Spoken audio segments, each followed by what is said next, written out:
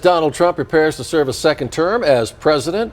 Residents along the southern border have mixed reactions. So the border, of course, is one of the biggest issues highlighted by Trump's campaign, with promises of mass deportations, a finished wall, and other executive actions. News 4 Tucson's chief investigative reporter Cora Steinlander is live from Nogales with more on that.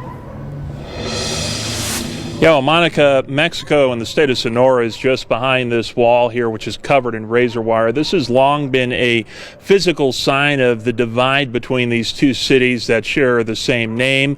Some residents here in Nogales on the U.S. side tell me that they fear that divide will only get worse with Trump back in the White House. But several other border residents I spoke to today had a feeling of hope today, learning the news of his victory, a feeling they tell me they haven't felt since he was inaugurated the first time. I was thrilled to death. Fred Davis is a rancher near the border in Cochise County. He feels a sense of hope after seeing Donald Trump win his second race to the White House. He believes Trump will bring security to the border.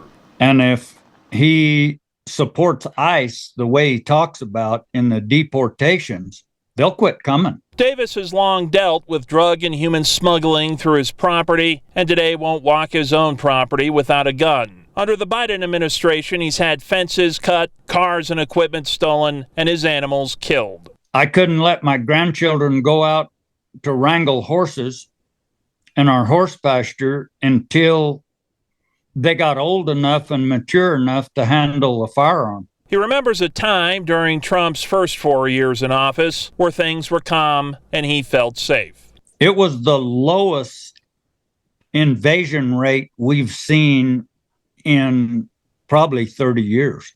I'd walk down any street in the middle of the night. I'd be more worried about a loose dog or a coyote than I would some criminal coming from across the border. Longtime Nogales resident Larry Frederick fears another Trump presidency will hurt relations with Mexico. This small town relies heavily on the commerce of Mexicans and the massive produce industry that flows through its veins. I'm worried that what's going to happen is going to really hurt this community.